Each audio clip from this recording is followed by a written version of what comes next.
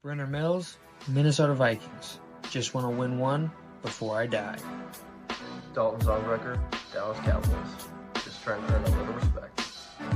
Lane Cooter, the conductor of the Baker train. What is up, everybody? Welcome into another episode here on Wide Sports. Unfortunately, this week we are missing Spoon, but we have Riley subbing in. Me and Riley just got back from the Bears Vikings game. What a Monday Night Football game it was. Unfortunately for some, unfortunately for others. Let's do a quick run through Monday Night Football. Sorry, let's just get it out of the way. Yep. Definitely a first-time starting quarterback in the NFL in the first half. Like, without a doubt, I've touted J.J. McCarthy, how much I love him, how good I think he's going to be, and I definitely think he's going to be good still. I still love him as a prospect. I still love him as my quarterback. He definitely looked like a first-time starter in the first half, and he threw that big pick six, and it would have been really easy for a lot of people to just go, well, not my night. I'm starting my first NFL game. It's too fast for me right now. Let's just try to get out of here. And instead, what does he do? He leads two consecutive touchdown drives to give him the lead. And the Bears did almost come back, but I mean, he responded and he responded well. One passing touchdown to Justin Jefferson, one rushing touchdown from 15 yards out. So while I do think the Bears kept the Vikings in the game the entire first half by beating themselves, I do believe that JJ showed why you and I should believe in him. And you want to give your thoughts? Yeah, so my opinion on the Bears, the outside of the first quarter and a half, it seems like both sides of the ball had their moments when they were doing good, but it never seemed like both sides of the ball were doing good at the same time. Yeah, no. It seemed the defense would step up for a couple of drives, the offense would go three and out. The defense would start giving up scores. The offense would start scoring. I felt like the whole first half, your offense played very efficiently, but didn't put a lot of points because of errors. And then throughout the entire defensive first half, it was us just JJ McCarthy looked like a first starter. So it was just he couldn't get the ball going because there was no run game. And as Spoon likes to point out, JJ McCarthy can't do anything without a run game. A run game helps every single quarterback in the world. It helps Josh Allen be better. So, yeah, he's a first time starter. I saw what I needed to see though in the comeback in the second half. Only the second ever rookie quarterback to come back from a 10-point deficit in his first game ever. The other, Steve Young. Yeah. And I'm not sure if you could tell it on the broadcast, but it was loud. It was in that. that stadium. It was. I the couldn't second tell. loudest stadium I've actually. It's tied for second loudest stadium I've ever been in like a single event. Seahawks Monday Night Football, I think 2019, that was pretty insane. That was end of the Russell Wilson era. That gets loud. And this was up there for sure. I started going in. I'm like, I don't want this to be like the Packers game. The Lambeau fans did not get loud at all. And the Bears fans didn't disappoint. They came out, they supported their team. Yeah. So, do you have any thoughts you want to throw out there for me? Yeah, just a couple things. Two things. Obviously, if I'm a Vikings fan, I am very, very happy with how this game looks. Defense, didn't miss a beat. Took them just a sec to really kind of get their feet under them, but they figured it out and they really just kind of stuck to their agenda. And then same with the offense, man. Just those game one jitters for JJ. Just kind of, little overthrows, underthrows, things that you got to clean up. Same, honestly, man, same with Caleb Williams. And on the other point, you can't be happy about a loss, but still a lot of things to be hopeful for. And as a Dallas fan who recently just lost by 4 points in a game that was close and in a game that a lot of people thought that Dallas was not going to keep close, still things to be hopeful for. That first drive, Bears looked great. So let's just keep that energy and keep that communication with everybody and just clean up the mistakes. Really, is just those ticky tacky little things that not only keeping them from going to the end zone, but also on defense where they were extending, the Vikings plays. Because like, no, Yeah. I'm giving a lot of credit to the Vikings. Obviously, Yeah, there was yeah, yeah. No, one, there was by all means, by all means. there was one drive, that got kept PI. alive. Exactly, and that was something that could have been prevented by the Bears. And then, granted, I mean, the Bears even got quite a few calls. There was like one drive where it was like two The last drive was huge the last two drive the two last touchdown huge drive. calls Yeah. We were talking that about it. that put him in the end zone, man. And then it's, you're in the position of when they finally get the ball back, you're like, man, if the Bears win right now, it's like, everyone's going to be looking at the calls and stuff like that. But Yeah, and then overall, like I said, let's move on to another game real quick. Yeah. We spent a little bit of time on night football. We were both there. We could both talk about it for the next hour and a half easily. That's no sweat for us. But game of the week, Buffalo, Baltimore. I mean, oh my god, we were fanboying over. Sorry, it was amazing. I would like to say Josh Allen, first and foremost, huge Josh Allen fan, won that game. He absolutely went out there and executed and won that game. I think it is preposterous from John Harbaugh to take the ball out of Lamar Jackson's hand at the end of the game. You give it to Derrick Henry on 1st and 10. Like, this isn't a short yardage situation. Let Lamar have a run at it, and if he doesn't have a passing lane, let him take off running. And you may end up with the same exact thing. 2nd down, you do a jet sweep to Zay Flowers. Zay Flowers, that's who you're giving the ball to on 2nd and 10. And then okay, but a jet sweep to him. yeah, but still, I mean, Zay Flowers is their best wide receiver.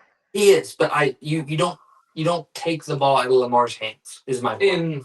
In the Fair. end, if you're gonna lose, you lose with your best player having the ball. And Fair.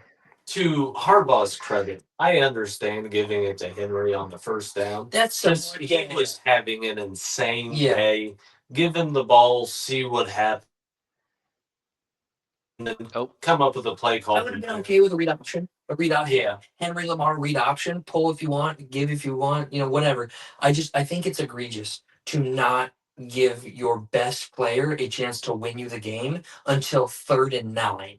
And then you're like, okay, now you have to go make magic happen. Yeah. Like, that's not a winning strategy. They didn't do that to Josh Allen. They let Josh Allen work. They let him progress through reads. They let him move the ball down the field, and they won the football game. And Josh Allen deserves every bit of credit for that. But I do want to say I think it's preposterous of Harbaugh, and he has a pattern of this. Dalton, what was the stat you sent me earlier today? You remember?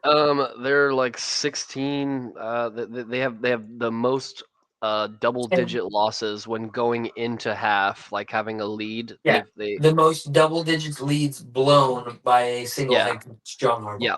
So this is a pattern for him of blowing leads late. It was a great game. We were at the casino when it happened, and I was with our buddy John, and he was like, "Oh, this game's over." I was like, "I don't know. There's 5 minutes left. They only need 2 touchdowns. Like, there's still a game to be had here." And then, boom! I go away. I come back 2 minutes later. They scored and they have the ball again, and I'm like, "Man, see, there's a game to be had here." So, it was an amazing game.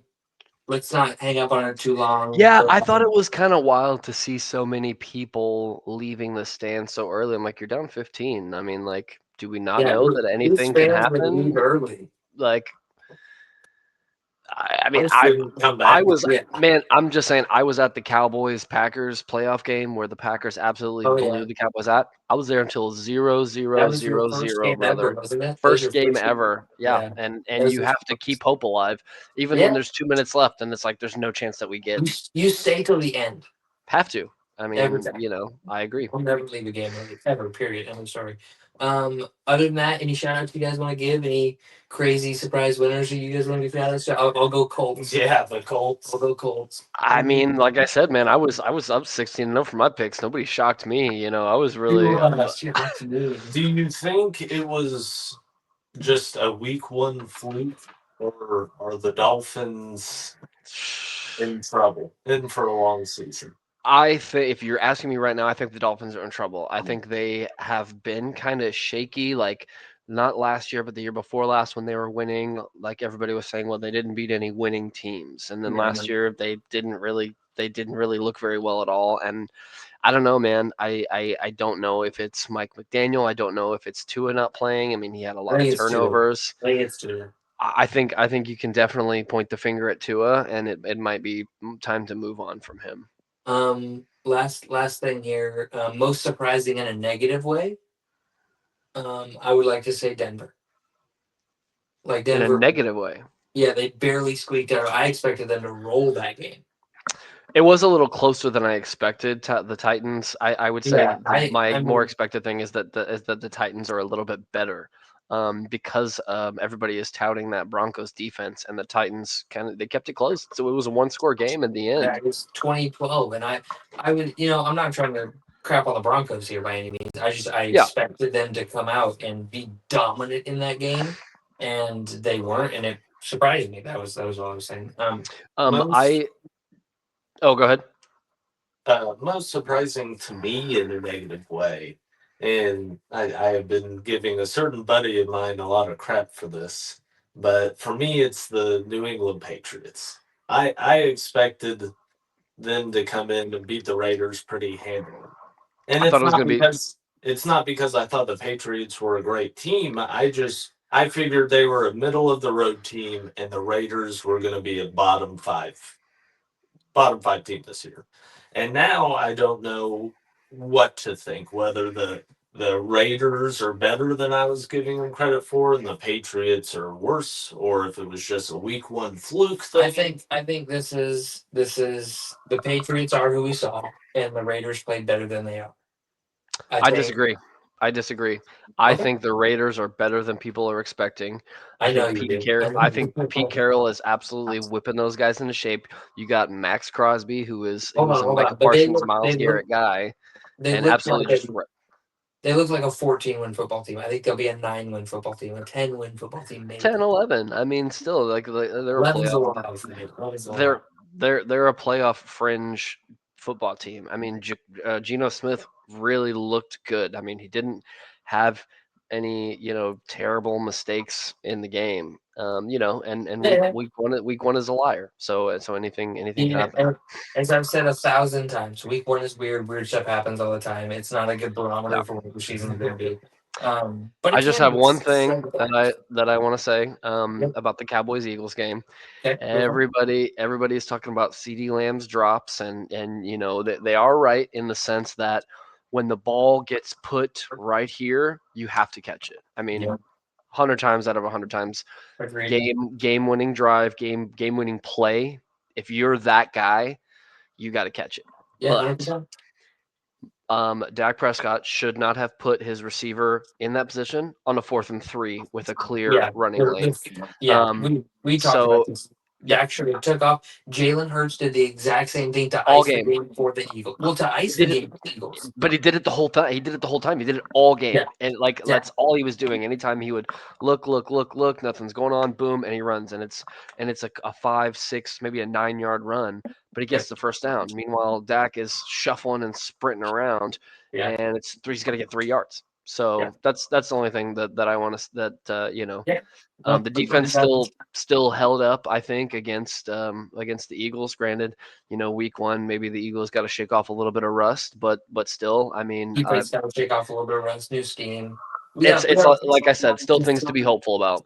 Yeah. Week 1's not a good barometer for your season 80% of the time.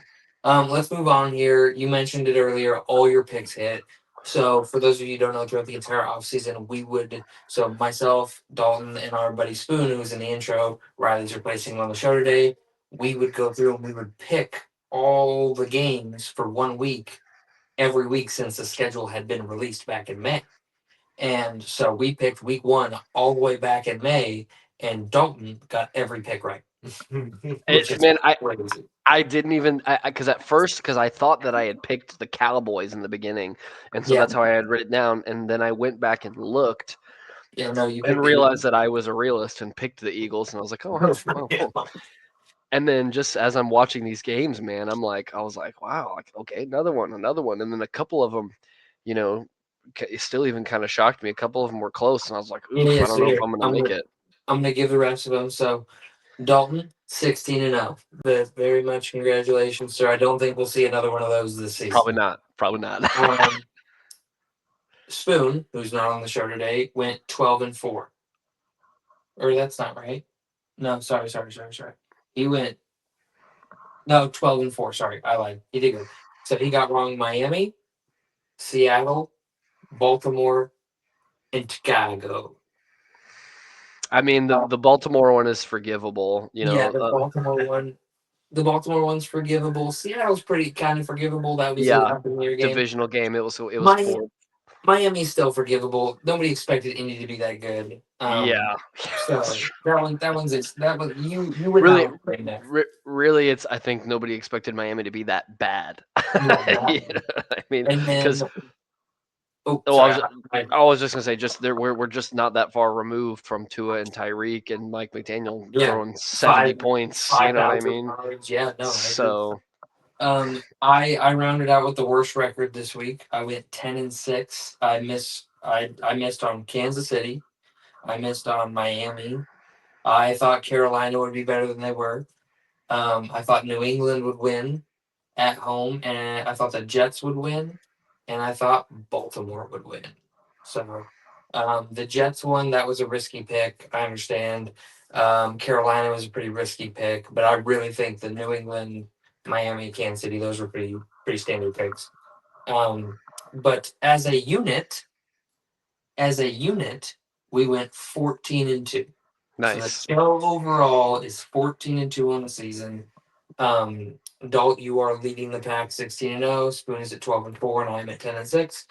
Anybody want to say anything before we hop off here? This is the end of our week 1 post game show. Just a little week 1 night on Monday night.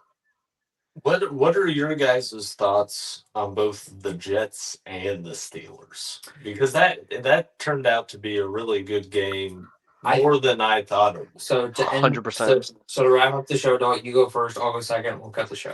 I mean, I had said it in the group chat. I mean, I don't know who was expecting this to be such a great game, and Brenner called it out and was like, Riley actually did, and I was like, I mean, man, it kind of snuck up on me too. Like I didn't even realize that it was like a double revenge game type thing. You know what I mean? So much revenge storyline plots and things to play for.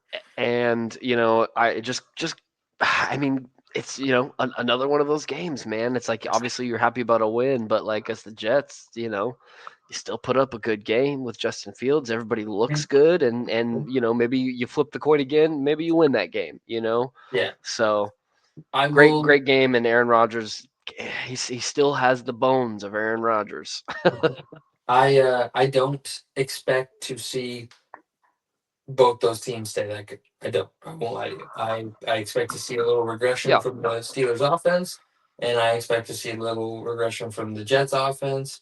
My biggest thing is I just don't think the Jets offense is sustainable with Fields at quarterback in long term. I feel like they will be too limited. The play calling will get too simple. Defenses will catch on. Whether that takes 3 weeks, 6 weeks, it could take 9 weeks. Who knows? And I could just be flat out wrong too. That could also happen. I don't expect them to be those teams all season long. Week 1 is weird stuff happens. The only thing I really didn't like from that game was Justin Fields' post-game comments of like, they asked him how he felt about it, and he's like, well, we just put up 32 on the Steelers, so I mean, so what, you lost? Like, I don't like that. I don't like being like that. Well, we did all we could. Like, it was somebody else's fault. Like, I don't like that. It makes it look like, well, the defense didn't do their job. So, like, I don't love that.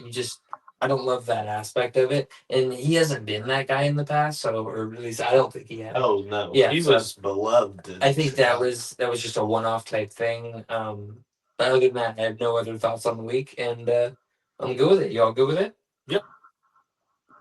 Dalt, anything else? No, sir. All right. Well, like the video, subscribe to the channel. We'll see y'all for week 2. Peace.